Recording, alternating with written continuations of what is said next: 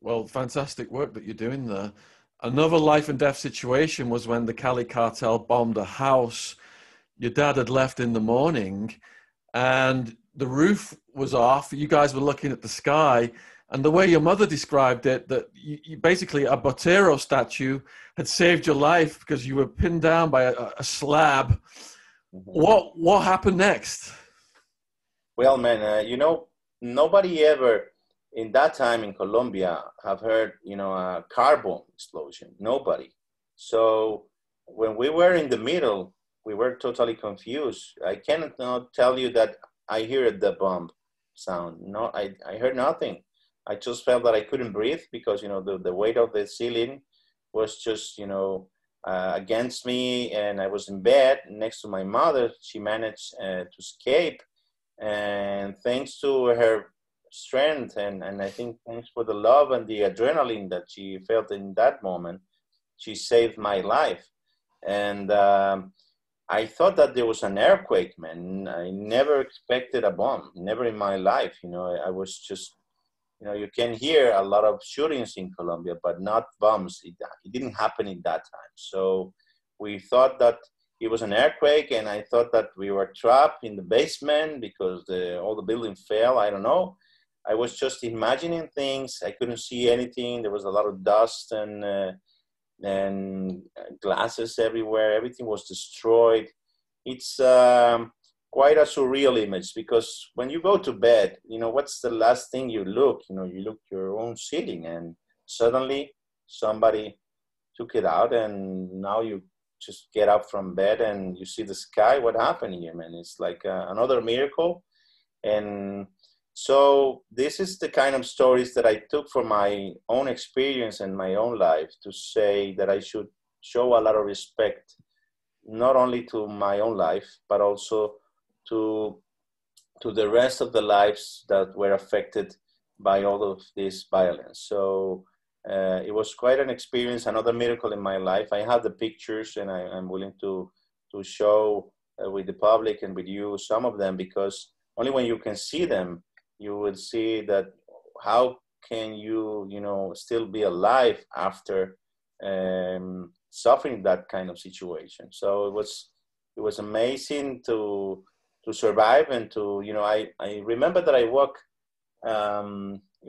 We were in a very high floor, but where we need to use the stairs, and the stairs were full of broken glasses, and I wasn't wearing any shoes, and I cannot show you a single scar, man. And nothing, actually nothing happened to me, not even to my mother, not even to my little sister. So um, there's no other way to call this but as a miracle. I'm curious. I've often wondered why Pablo didn't bomb the houses of the families of the Cali cartel, because Gilberto called him the next day and he realized it was Cali. Why did he not retaliate right away and bomb their families' houses? Well, it's my father was a man of his word, and he made a promise to his own enemies that the war was going to be against them, but not against their families. And even if they attacked his own family, he was willing to respect that. And he many times told me, "I know where their sons live. I know their relatives. I know all the address, but I'm not going to hurt them because I made this promise. And it's another way to keep you safe." But, they never respect that condition. The only one who was still respecting that condition was my father, because they do attack us many times. They were hiring policemen to kidnap us and to make us a lot of harm. Even the army, there was a lot of corruption.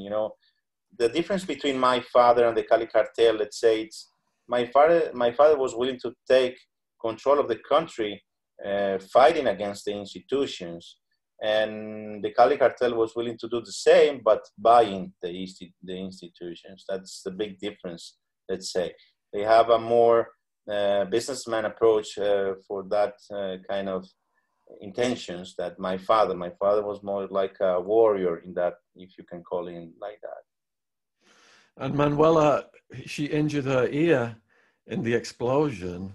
And having read so much about Manuela when she was a kid and your dad playing with you guys, I often wonder now, how is your sister doing now? Well, she's well. Actually, that's part of the myth. My little sister, thank God, she didn't suffer anything about her ear.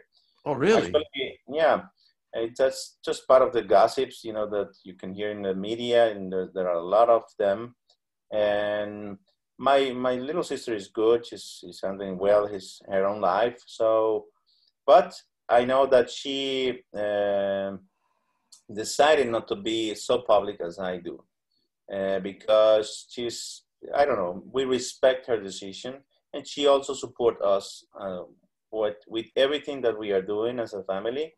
But we can understand her that, she was a little girl when all this happened, has different memories and experiences. Even if we suffer the same ones, of course, she was even younger, so she got more affected, for sure. But at the same time, I was the one who got, affected in my 2 years, let's say.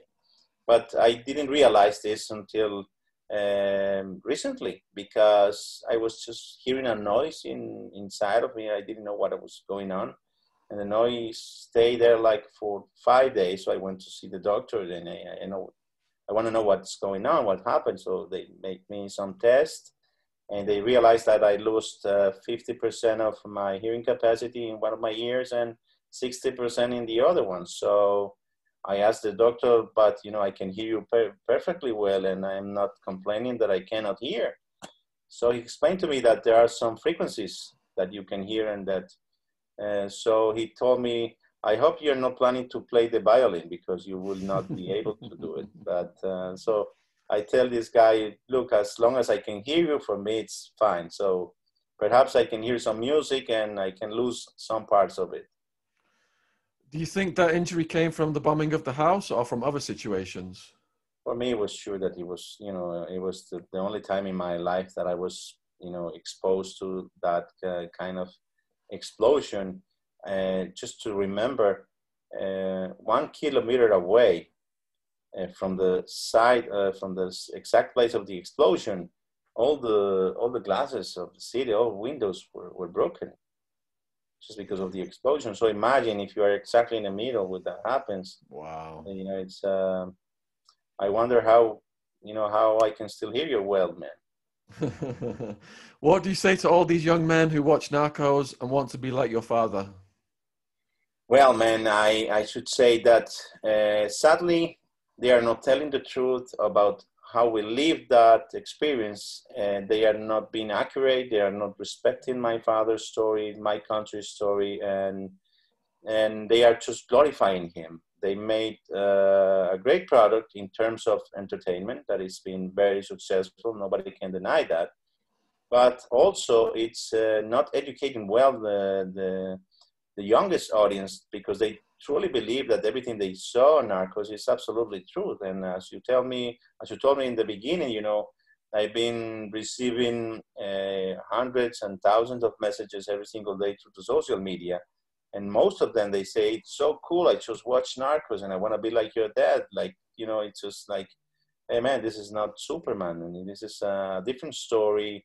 And if you truly want to know the story, please come and join me and read my books, or just be present at one of my lectures, and I will tell you the truth, because I had the chance to be even somebody worse and dangerous than my father, but I didn't take that path because I was truly aware of the consequences. And I received great feedback from my books. The readers, the youngest readers, they sent me letters, and they said that they were willing to be like my father, but only they stopped thinking like that after they had the opportunity to approach to my story through my books.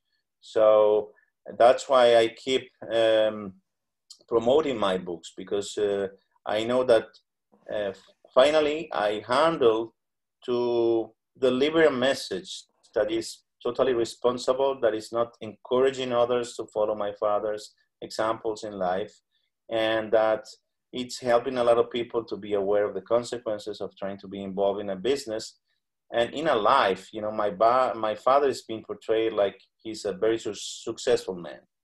And I don't think, you know, even if he made so much money, but what's the point? You know, I don't know, what's success for you in life?